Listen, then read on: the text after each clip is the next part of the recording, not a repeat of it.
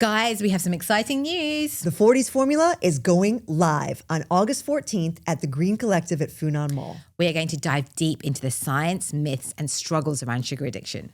Breakfast and coffee are on us, thanks to the generous sponsors Guzman y Gomez. It's a small and intimate event with only 15 spots, so it's first come, first served. Tickets are only $20, and that includes breakfast and $5 towards your purchase at the Green Collective. Come and join us for a conversation that might change the way you eat, think, and feel. The challenge with loneliness is the more lonely you are, the harder it is to break it. Please can we stop calling these things soft skills? The ability to communicate, the ability to connect, emotional intelligence, all of these things. They're not soft. They're really hard, right? Social media at that point was just the most unbelievable lifeline. People reached out to me from like all over the world and said, what can we do? How can we help? Can I send you money? All kinds of things. So even though I had nothing, at least I had the world. You had something. Yeah. So I wasn't really alone. Because I was a single mum with her for a long time, I had to have that, even when she was like teeny tiny, right? Because there is no other parent here, darling. So we're gonna have to work this out. We're gonna have to communicate. There is no one else to help us. Yeah. Balance doesn't exist for me. I don't believe there's any balance, right? I can't be half here with you two and half with her in Kuala Lumpur. Can't. Right, I made a choice. When you believe that time is sort of infinite, there'll always be time. There is. It's amazing, right? So people always ask me, how do you have time? I think I create it. I just believe there'll be more of it, and then there is. In the last 30 years, we have lost 48% of our empathy as human beings, the skill set of understanding others. So the empathy deficit fundamentally just refers to that lack of understanding. There's data that shows that if you say, like, what's the capital of France? It'll say the capital of France is Paris. Versus if you say, hey, ChatGPT, please could you tell me what is the capital of France? It will say the capital of France is Paris. It is a beautiful city with the blah, blah, blah. Do you know what I mean? It will give you more information. Oh my gosh. And it's proven. There's a lot of fear around AI. I have zero fear. I think that we are so bad at empathizing with each other. We have such a deficit. If the machines can fix it, then Even better. Hallelujah.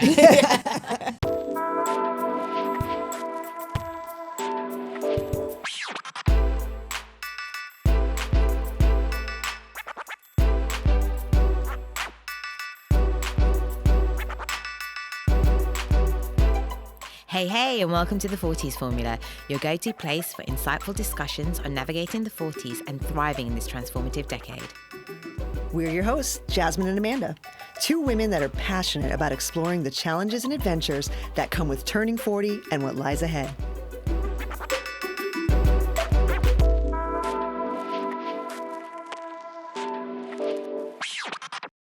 All right, before we dive into today's episode, let's talk about something that makes our lives way easier. And tastier, because let's be honest, between work, workouts, and life, we don't exactly have time to wrestle the trolleys at the supermarket. Which is why we've been with the Meat Club since the beginning of the 40s Formula. Yep, they've had our back since episode 1, and tasty dinners on our plates too. With the Meat Club, you skip the supermarket chaos and get premium nutritious proteins delivered to your door on your schedule. It's a subscription that actually simplifies life. No last-minute grocery runs, just quality meats, seafood, fruits, and veggies always ready when you are. Their mission says it all. Good food is the foundation of a great life. And with the Meat Club's delivery, it's coming literally to your doorstep. This is where quality meets convenience, and we're here for it. All right, TMC drop check. Let's see what we got here. Oh, well, first things first, you can't have Taco Tuesdays without snapper. But what about salmon? Because that's definitely our favorite. Okay, fair enough. But chicken breast, that's the workhorse we're eating every single day. I think it's all about the chicken thighs. Oh my gosh, chicken thighs. I don't know if I could get one down myself, but I do know that this mince makes a mean burger. Who wants burgers when you can have a grass-fed beef eye fillet steak? Okay, that is amazing. But with that steak, I would definitely be serving this delicious broccoli and spicing it up with these chilies. Okay, you've definitely won there. I have got some coriander, some cherry tomatoes. I mean, check out the color on those. And for dessert, strawberries. We also got some fruit for the kids, which they will love. And one of the coolest thing about the subscription, an amazing quality chef's knife and a beautiful wooden cutting board. Honestly, it's the easiest way to eat well without overthinking it. So if you're ready to upgrade your meals without adding to your mental load, head over to themeatclub.com.sg. Sign up for the flexible subscription, no lock-ins, just high quality proteins delivered straight to you. And don't forget to use our code TFF12 to save $12 off your first order. We'll drop it in the show notes, or you can find it on our Instagram. The Meat Club, where quality meets convenience. One of the compelling ideas that I love about you is that you say we are pro-social beings, but Yes. we're moving in reverse. We are. But can we be honest? Is there any sort of future, really, with AI and social media and just screens moderating our every move? Is there any future where we're not becoming more and more disconnected from each other? My gosh, I hope so. Because if there's not, I need to stop doing my work now. Yeah, hang up your shoes. Look, I think it's shifting. I think you're right. In many ways, we're shifting apart because of tech, amongst many other things. But I do think in the work I do, we're also coming back together.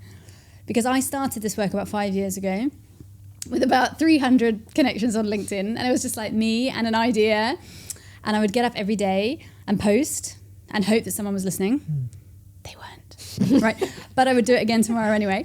But today they are. Do you mean? So today we've had some really great momentum. So I think, to answer your question really simply, yes, I think there is now an awareness that we need to reconnect. Yeah. But there is also demand. People actually beginning to feel it. They can feel, not always consciously, but they can viscerally feel disconnection. Yeah. We have 52% of the world being lonely. They're now able to, not all of them, but verbalize that, to understand it, to recognize it. So yes, I think that there is a world, there will be a world where we are reconnecting.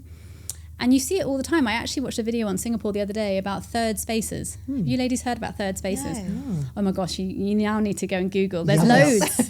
There's loads here in Singapore, right? So third spaces, I think they came from New York, but it's a reference to a place that is not the home or office or school or wherever you spend your time.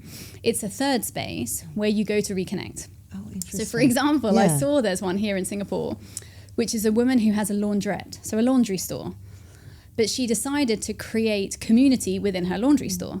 So when you go to put your washing in the washing machine, you can also connect and have coffee and make friends and feel part of something. That's a third space. And they're popping up all over the place. Like in New York, they're like beautiful art galleries and all kinds of different things all over Southeast Asia. That is an exemplification of people saying, I need people. Yeah.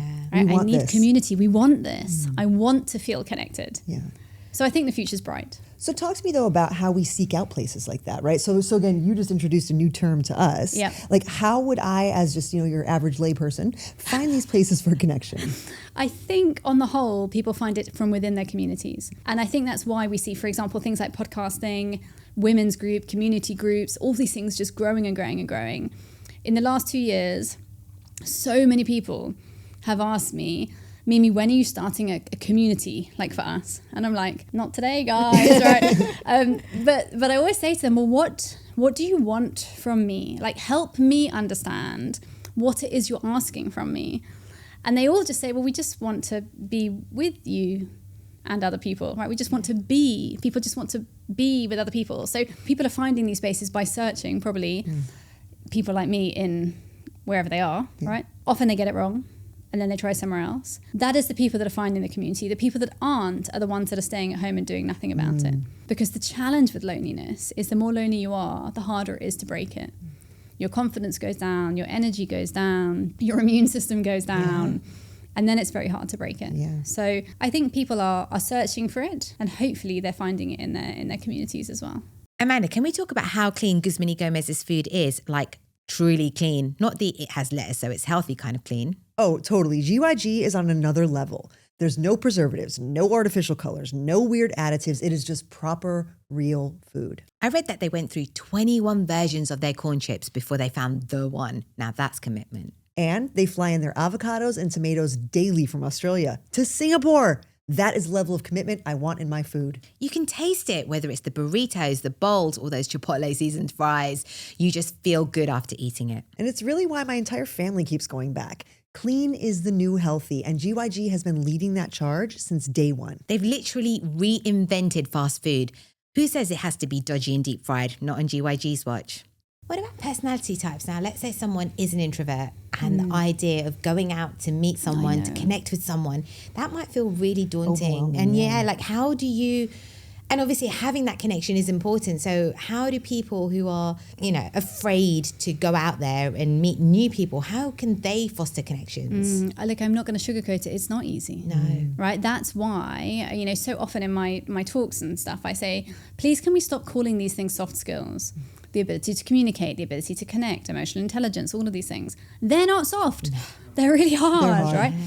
If you are sitting at home, for example, if you're single and you're sitting at home and you want to meet people, you're in your pajamas, you're watching Netflix, you're very happy, right? You got it easy. Yeah, right? It's kind of chill. The food's there, your cup of tea's there, everything's good. To get up, put on your clothes, your makeup, for example, go out, walk into a bar with a whole load of strangers and hope that somebody might be nice and be like you. Yeah.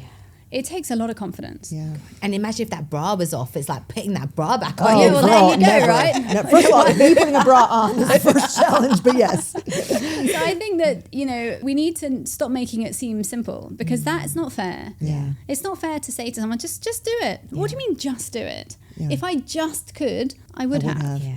It's just like with depression, right? It's like, just, feel better. Don't be so sad. Do so. It's like, I hear you, but at the same time, it's much harder than that sounds, and if you've been suffering from loneliness for a long time, like you said, an object at rest stays at rest, right? The inertia of being in that space for such a long time can be troubling, I'm sure. Yeah, and just recognizing that, I think someone asked me yesterday, why don't we talk about loneliness more often? I said, well, I think because we're ashamed. Yeah. Right? It's really hard, particularly for men, to say I'm lonely. It's really hard for them to even recognize that for themselves, let alone say it out loud. Yeah. Because we are tuned, we are like brought up to think that is a bad thing, that is something that we should look down on. We came from more traditional conservative communities, all of us by our age, right? Because that's where the world was, right? When we were small.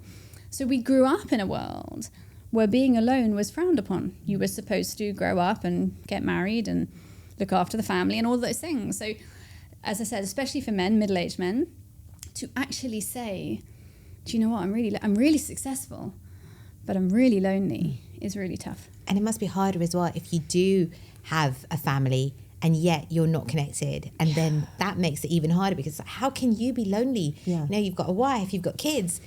But I guess loneliness isn't about, the proximity you have to other people. It's about how that connection is with one another. Yeah, exactly. You can be very lonely, but not alone. Yeah. Right? So, to be lonely is a lack of connectivity, not a lack of humans. Or you can be surrounded by people. And, recently I was in Dubai talking to a CEO of an energy company. So this man is worth billions of dollars, right? He's extremely successful. He's innovated. He was a startup. I mean, he's just phenomenal, or he's just a phenomenal human. And we're meeting in this coffee shop and we're chatting away. And at some point he says something upstairs, and I sort of clocked that he was staying in this hotel. I said, but how long have you been here? He said, 5 years.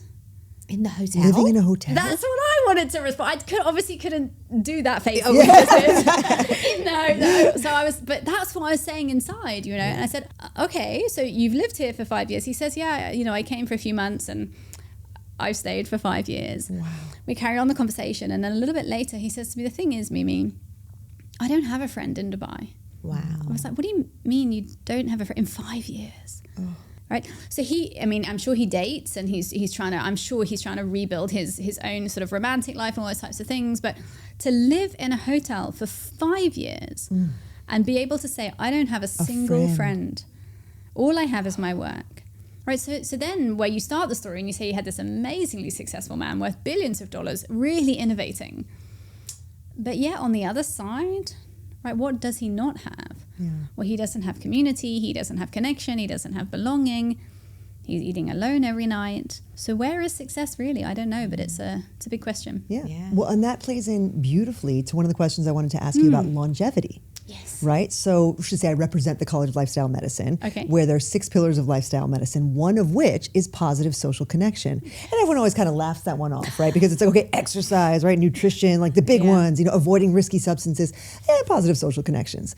But there's a reason that is now a part of medicine. Is because research is increasingly showing us that people who do not have the type and amount of social connection they want, their health is failing, they're suffering. Yeah. So I love that you consider, in your, I don't want to give away the lead, this is yours to own, but one of the pieces of longevity that's missing is something that you address. Yes. And that's empathy. Yeah. Can you talk to us about how empathy is different from social connection, but kind of, unites those two concepts? I love that you opened that from a medicinal science point of view, right? Because so often I have to do that and people are like, what? Really? Right? Yeah. Really?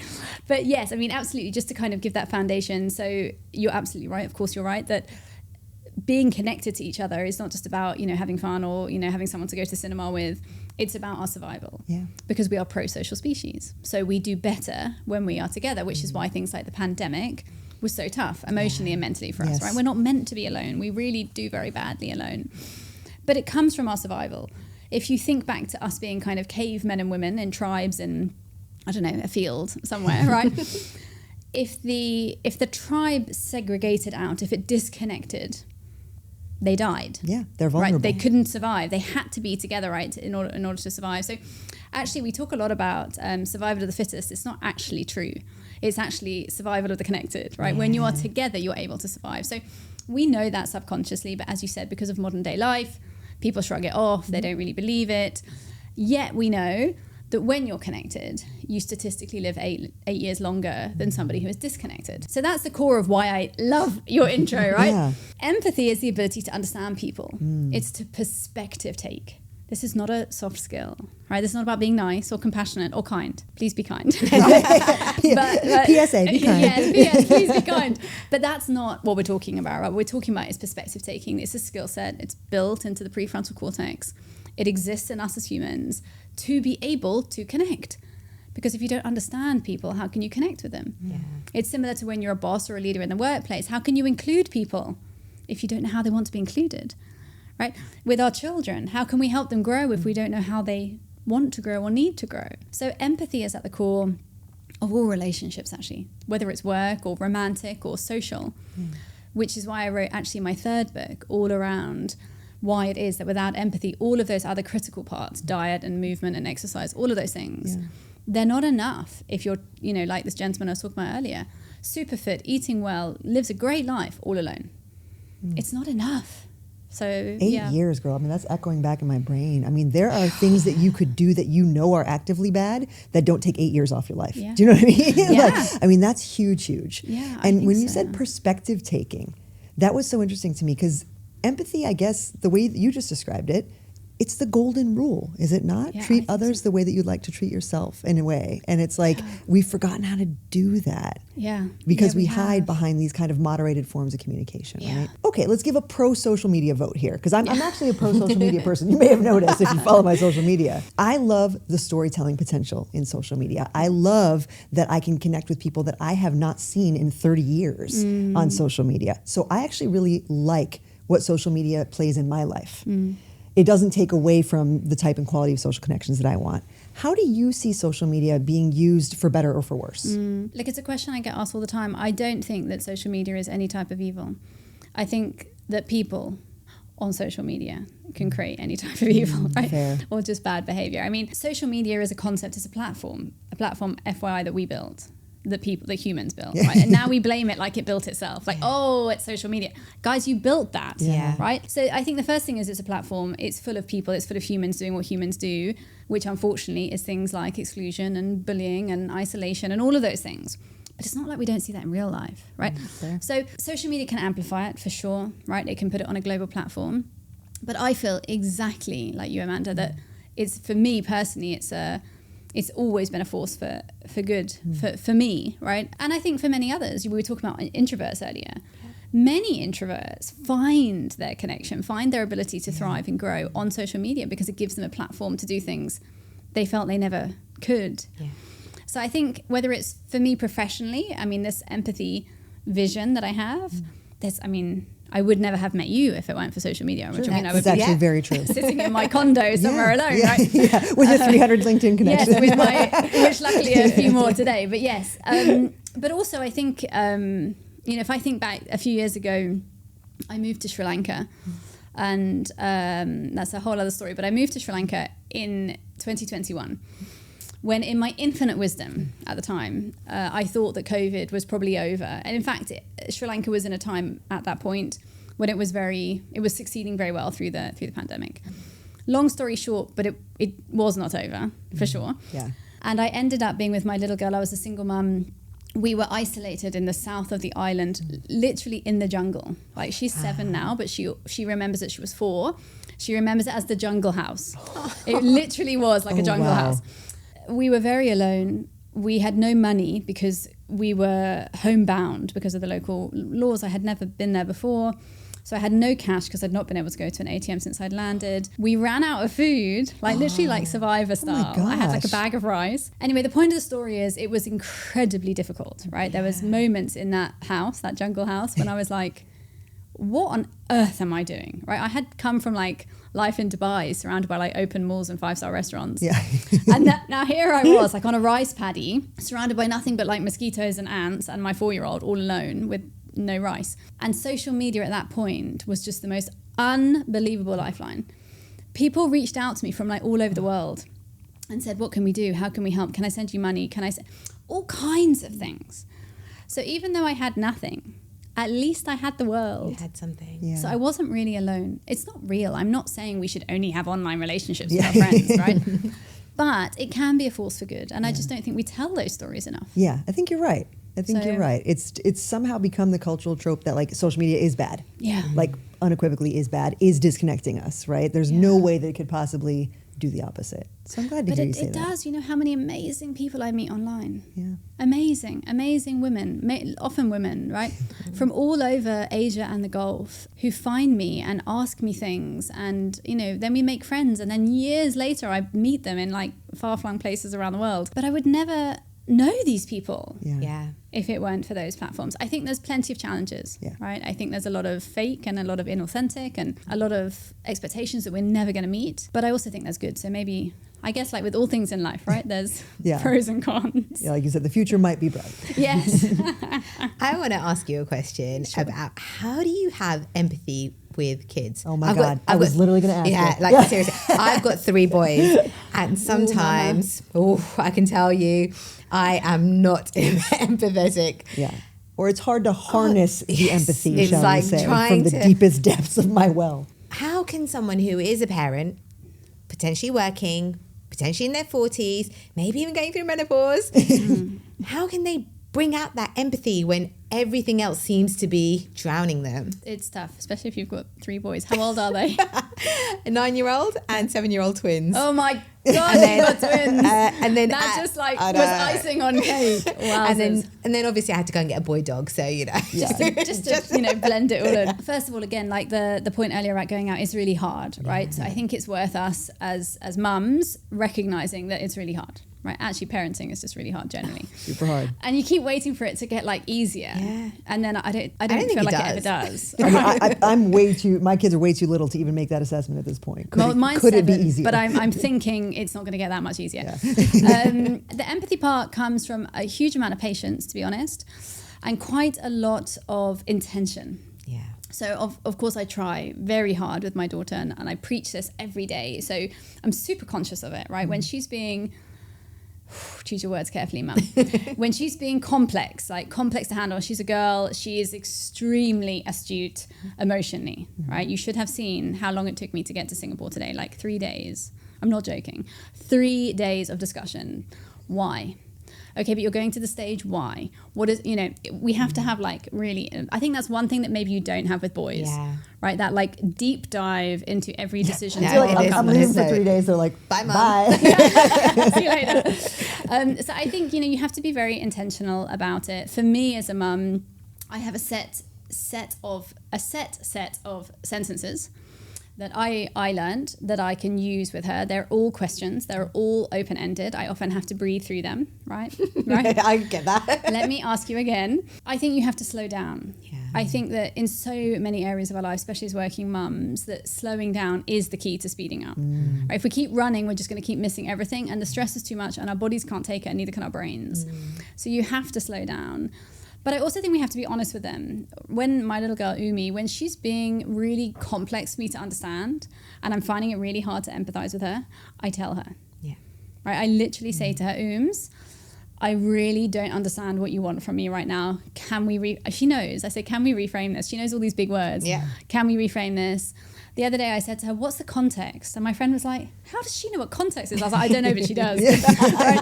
So I think it's also just shared expectations, which is easier with one than with three, for sure. But setting that expectation for communication, because I was a single mum with her for a long time, I had to have that, even when she was like teeny tiny, right?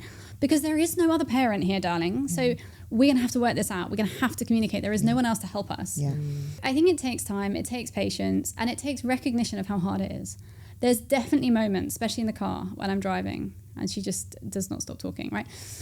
That I'm literally consciously saying to myself, just listen to her. Right? What I actually want to say is, I've had a really long day. I'm really tired. My brain is in like 7,000 places. Please, can you stop talking? But of course, in real life, I don't want to say that. Yeah. I don't want her to stop talking. Not really. Yeah. I'm just tired. Yeah. So is she. Yeah. So I think it's hard. I think it needs patience. I think it needs time creation. But I also think that we underestimate how much they can understand. Yeah. And the more we bring them into that, the easier it gets. So last night, she really, really did want me to come on this trip, this particular trip. So when I put her to bed, I was like prepared. I've been preparing for like a week, to be honest.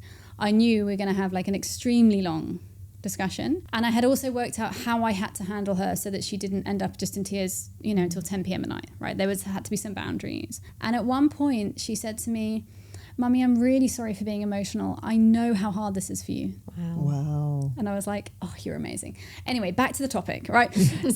But that's because I've taught her that, not specifically, but like over time. Yes. And I think it gives them so many tools for life, but it also helps us. It's funny you use the word patience quite a lot of times. And I actually said to Amanda and Michelle earlier, I was watching old videos of the boys on my phone and I sounded really patient, which is something I feel like I've lost. And I think I need to just take a moment. But I think what ends up happening with me, and I don't know if other mums agree, I'll ask them to do something. And I know, they'll be watching TV and I'll say, okay, it's time to turn the TV off. We've got to go. And they won't listen. And I'll have to say it 5 times. But by the 5th time, I've lost my shit. So, we gotta go. So that's what I struggle with. But, I think I need to maybe I need to get their attention first and say, right, guys, 5 minutes, we're going, just be a bit more on top of it and try that patience thing. Yeah, try that. What's that P word she kept saying? Patience. But I also think they need managing quite well, like you just said when you said the 5-minute warning. I think it's really, really important. I think we forget how important that is.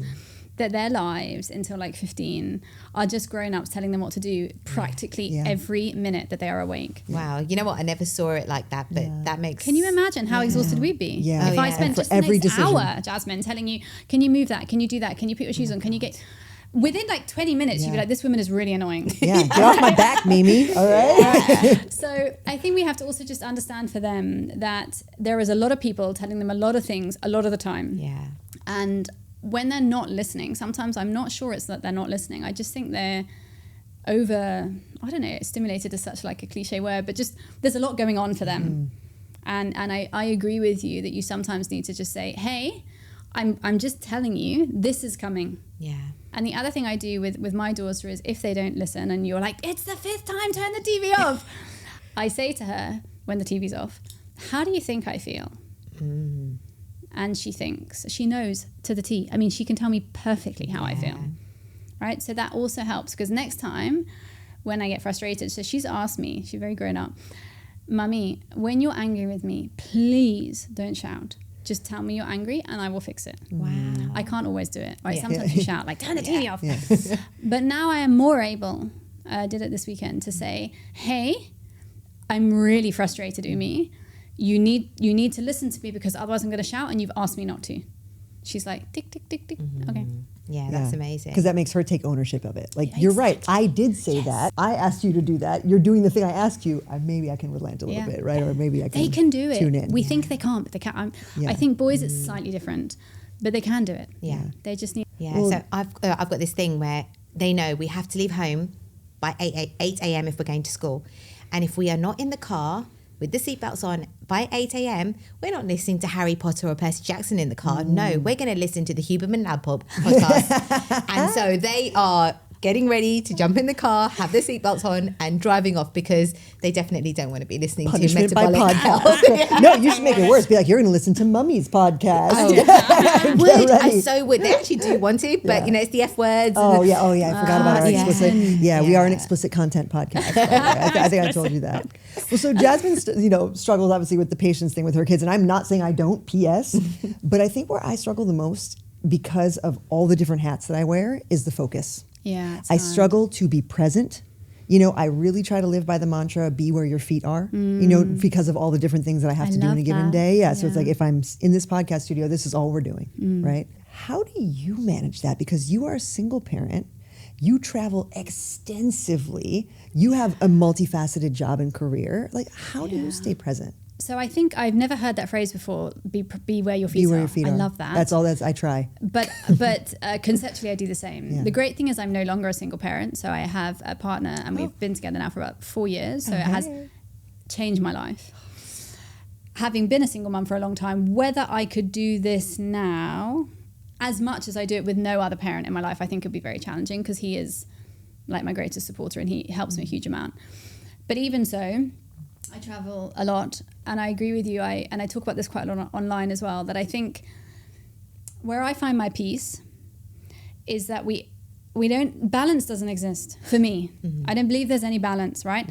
I can't be half here with you two and half with her in Kuala Lumpur. Can't. Right? I made a choice, and I have to live with that choice. I chose to fly to Singapore to meet with you, to do this podcast. That means, and I have to be honest with myself, I chose not to be with her today.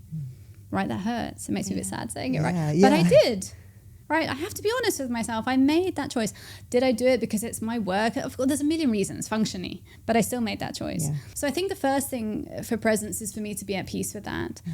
That then helps me know that when I'm here, 100% of me is here, right? I also think what's amazing with that is that when you believe that time is sort of infinite, there'll always be time. There is. It's amazing. Right? So people always ask me, how do you have time? I think I create it. I just believe there'll be more of it, and then there is. So a few years ago, I changed my language really consciously to never say I don't have time or I didn't have time, but to I won't create or I didn't create time. Because then it's empowering, it's a choice, and it's amazing that talks to your subconscious, which then changes your conscious decision making. So a lot of it for me is around, it's emotional, right? Yeah. It's around compartmentalizing, it's around making choices, being comfortable with those choices. Yeah. And then when I'm in the moment, just like I'm doing with you, I do it in my parenting as well, and it's tiring, is to be very, very present. And I think probably for all working mums, reading stories at bedtime is one of the most challenging things to do. Right? Because we're normally starving hungry. Yes. We're very tired. Yes. We've done a million things. We've also done bath and dinner and all those things. And now I must find the energy to read Harry Potter or whatever I'm reading, right? Yes, it's magical and I wouldn't change it for the world, but I find that that's physiologically hard. Yeah. I don't think we talk about that much, but I think it is. And you're nodding, so I'm like, okay, I'm in good company, right? Yep. Yes. But at the same time, I made that decision, right? When she was born, I said every day that I can put her to bed, I will, every day. And every day I can take her to school, I will. So if I'm there, nobody else does it. I don't let my partner, I don't let the nanny, I don't let anyone do it. When I'm gone, I'm gone. Someone else has to help me, right? Mum or somebody. But in that moment, however tired I am, however hard it is to read a chapter of Harry Potter, I made that choice and therefore I sit in it. Yeah. And I think that it doesn't take away the pressure, but it helps with the presence because you've made a decision. Like you said, you're in here, you're in here. Yeah. So that it's emotional, but I think it's probably quite powerful. Yeah. And I feel like that's a good message for women in their 40s overall, right? Is once you have made a decision, you need to be at peace with that decision. Yeah. Yeah. The anxiety that's created by second guessing and letting the guilt seep in, right? I made the decision, but I feel bad. Nope. And I mean, I see this a lot of times in the work that I do with postpartum moms, right? Getting them back in the gym, getting them back in shape. It's like they feel so guilty leaving their little babies for an hour to go to the gym. And I was like, a couple things. Number one, baby has no clue. Like at this point, you're a food source and you smell good. And that's pretty much all they got. But secondly, you have to be at peace with the philosophical choice of your own health. Yeah. Because you will have to choose it again and again and again as this child grows up. For sure. It's not going anywhere. And I mean, there's that age-old kind of adage, which is, I can't remember exactly what it is, but something about what's in the future is in the future and what's in the past. The only thing you have is the present, right? I didn't say it very eloquently, but the reality is the meaning is true. Yeah. Wasn't that only have Rafiki now. from The Lion King? He said something Oh, I similar, think you're doesn't probably he? right. I think most of the wisdom of the infinite world wisdom, comes from like yes. Pixar and Disney movies, so probably. But yeah, I think it's a hard one. You have to be at peace with those things. Yeah. And I think the more you do in kind of the world of podcasting or social media or in my work, which is advocacy work, there will be people that don't like what you do. But if you worry about it, you're not going to do what you do. So you need to not worry about it. True. Right? Let it go. Again, not easy, but I think it's really, I'm probably preaching to myself, but I think it's really important, right? To make peace. I do this because I want to and because I made the decision. Yeah. Right? For me, this is my journey. I want to create more empathy in the world. I believe that the world needs it. I'm going to get up and do it again tomorrow.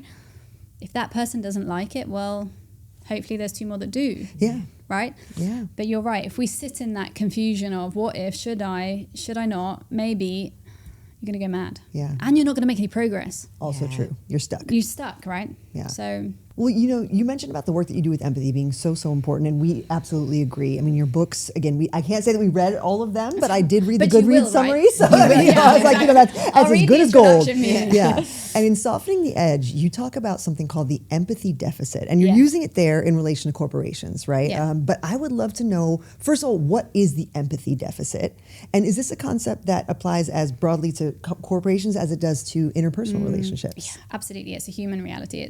I talk a lot to the workforce, to the corporate world, but this is a social reality for all of us. So the empathy deficit was actually coined by Barack Obama in 2006, before he was the president. Hey, thanks. Yeah, thanks, exactly. POTUS. Thanks, America, Yeah, right? thanks, America. Another great American another leader. great American piece of insight. Yeah.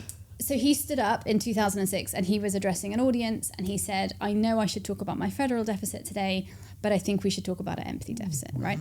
That was 2006, so nearly 20 years ago. Wow. We have done very little, right, with that piece of and advice. especially in America, we have done even less. I'm not even going to comment on the state of the state. Yeah, no need. But fundamentally, what he was recognizing nearly 20 years ago was that if we want to grow our economy, if we want to federally improve the country, we need to reconnect our people, right? This deficit of connection that we touched on earlier, this lack of understanding of each other is going to impact our economy far beyond just our social relationships.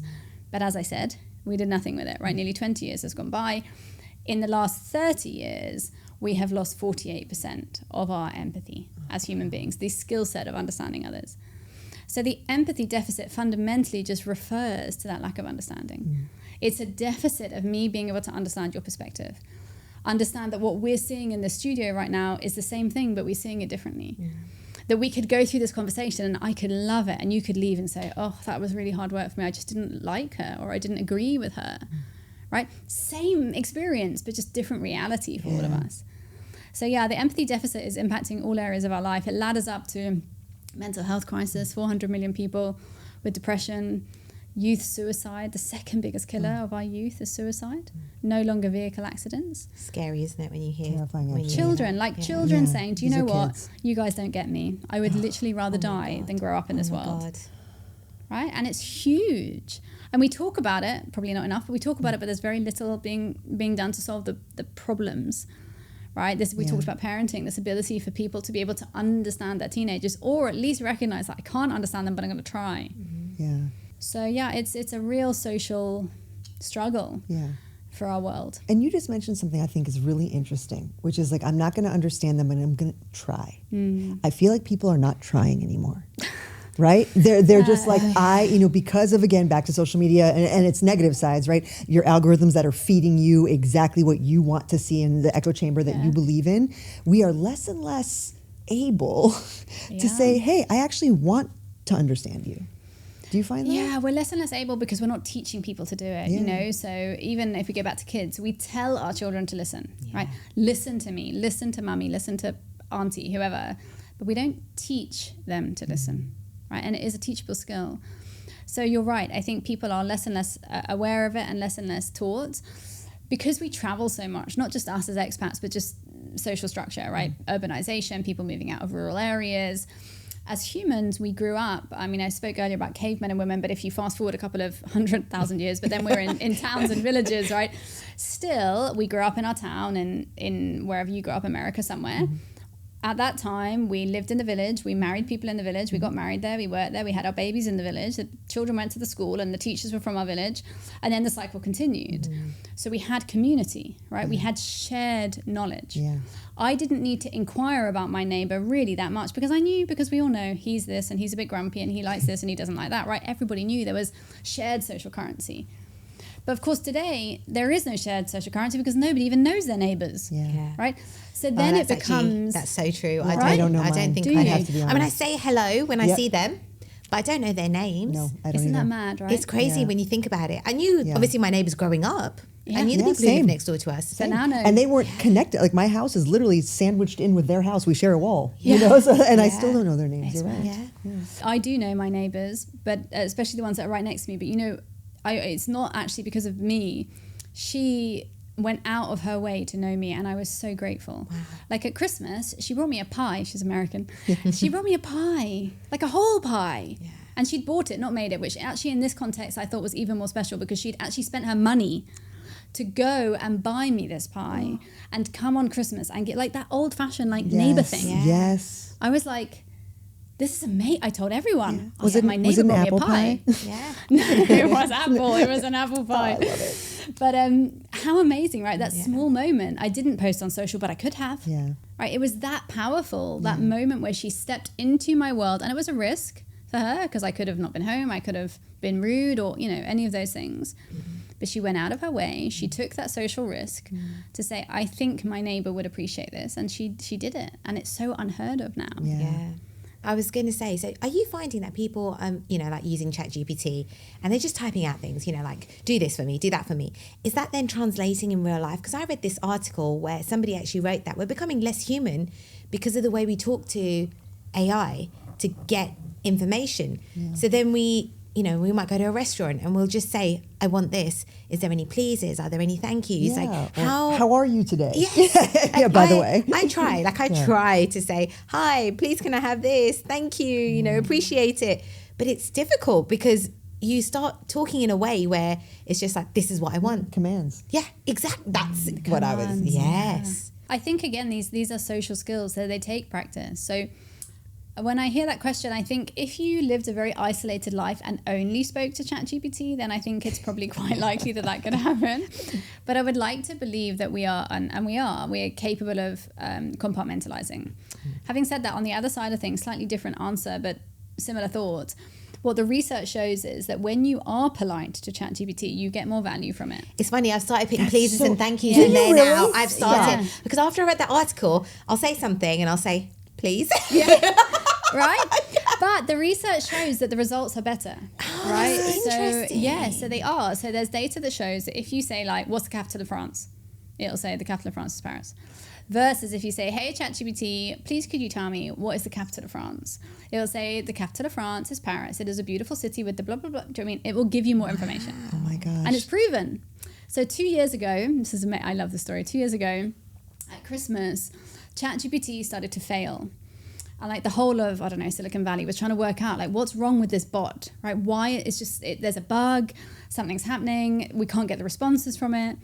And what they realized was ChatGPT was taking a holiday because it was Christmas. Stop it. You are not serious. I am totally Because serious. it knows that most of the world takes a Because holiday? AI is trained by humans, Stop right? it. And in this case, it's trained by Americans who celebrate Christmas. So the Christmas holiday is a slowdown period. Oh my gosh. So the bot was replicating the humans that were creating it.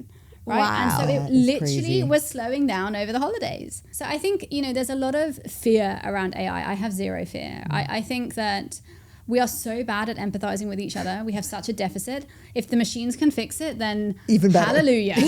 Right? Roll on in and fix it, right? Because so many of our people, our children, our women are so alone in the world, right? We can't imagine it sitting in the center of beautiful Singapore. But there are so many tens of millions of women, not just women, but for the sake of conversation, who are totally, totally alone. They'll never hear the word coach or therapist, let alone meet one. So if they can log on to their phone and get advice, then please give it to them. Because we're not going to ever fulfill that, not in this lifetime. Yeah. So I don't think we should be scared of AI. I think we should just be conscious of how we use it and how we train it. Yeah. Because you're right. If you train the robots to be abrupt and short and never say please or thank you, which, by the way, my ChatGPT isn't. My ChatGPT, like, I always think it's a he. Don't know why. But when he talks to me, which I use him all the time, he's very nice to me. Yeah, mine always says, sure, exclamation point. And I was like, oh my gosh, I've trained it to be American. You know? I'm like, can I have this statistic? Sure. Oh no, it's me. But he's very nice. Yeah, my he knows ChatGPT, me. right? Like, we shouldn't be fearful. We should just be conscious. That's how I may be proven wrong in 10 years. You can be like, Yeah, we'll just tune this episode back up and do some edits. Not working out, as you said. Well, Gal, we have loved having you on the pod today to talk about all things empathy, listening, human connection, the things that are why we do this, to be honest with you, right? Is to connect people.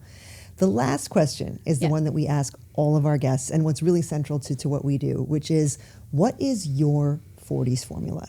If you can leave women with one piece of advice for thriving in midlife, what is it? I did think about this before because Jasmin did give me like a spoiler. The heads up. Okay, She was like, you do need to think about this question. And normally, just for context, I don't actually prepare for anything at all. Like, I'm one of those people that is far better live. So when people send me notes, I tend not to read them, not out of disrespect, but because I know that actually I'm better to just come and be with it. But when I looked at your notes over the weekend and I saw that question, I really had to think about it because I just had never really thought about that before. But there is one thing that I say quite often, which I think answers it, which is that nothing exceptional ever comes from a comfort zone. And I believe that so entirely, and it helps me every day, literally every day, because it's not easy. Life is not easy. No. Parenting is not easy. Doing this work that I absolutely love, and I'm so grateful I get to do it. And I know it looks super glamorous on social media, and I am so grateful. I can't even tell you how grateful I am. But it's really hard, right? It's really, really hard. It's really hard to leave my daughter at 4 a.m. and have to replace me with a teddy bear, and then she wakes up at 10 to 6 and calls me at the airport. That's really hard, right? It's really hard to travel around alone and land in cities that you don't know, and all of these things. It's really hard to not know where your money's coming from when you're building a business and you've got cash flow challenges and all of those things, but we don't talk about it. But what I always remind myself is, well, if it was easy, everybody would do it, right? If it was easy, it wouldn't be great, because if it was easy, it would just be boring, right? Probably. So I think that's really powerful. I believe it's really true. I don't think anything exceptional comes from just being comfortable. I think we have to push ourselves, and probably throughout our 40s, it's going to happen more and more and more because our children are going to grow, our bodies are going to change, life changes. Yeah. But I also think that there are more women in their 50s and 60s thriving now than ever in history. So I feel like we have a lot to look forward to. That is so, again, uplifting for all of us. And I think you're also right. We're just getting better at this, man. Yeah, I think so. I hope so. Doing hard shit. Yeah, exactly. Doing hard shit. Yeah. It's true. All right. Well, thank you so much for being with us today, Mimi. Really appreciate it. Thank you for having me. Go connect with 1 million other people now, I okay? will, Or at least 999,000. Yeah, exactly. I'm a little bit closer. You got a little closer today. Thank you for having me. Oh, thank you. Right, guys, let's talk about perimenopause for a second. One moment you're feeling like yourself, and the next, everything seems to shift. Your body's making changes that can leave you feeling out of control, and that's when it starts to feel like a bit of a roller coaster. But here's the good news. Strength, both physical and mental, can be your anchor through it all. The right kind of movement, along with the right kind of support, really helps you manage these shifts. That's why we love Great Moves and their Menopause Mojo program. It's specifically designed for perimenopause and menopause with pelvic floor support, breathwork, and strength training, all aimed at helping you feel more confident and in control. Exactly. It's about building resilience in both your body and your mindset. You can't stop the changes, but you can take charge of how you respond. And that's exactly what Great Moves helps you do. Stay strong and supported through the whole journey. And we've got an exclusive offer just for our listeners. Use code TFF30 at moves.great.com for $20 off your trial class or 50% off the 5-session Menopause Mojo program. Guys, you know we love coffee. And if you want to show us some love, you know you can always get us one. Just visit buymeacoffee.com/the40s formula. Cheers. Before we go, please remember to hit subscribe and take a moment to support the 40s formula by leaving a review on your favorite podcast platform. Your reviews will help us to reach more people and allow us to continue to bring valuable content. It should only take a moment, and it's a free way for you to support the show. You can also stay updated with the 40s formula by following us on Instagram at the 40s formula, all one word. We share behind-the-scenes insights, episode updates, and much more, so please be sure to hit that follow button. We appreciate your time and support. Thank you for being part of this community, and we'll be back next week for more empowering conversations with inspiring guests. Bye.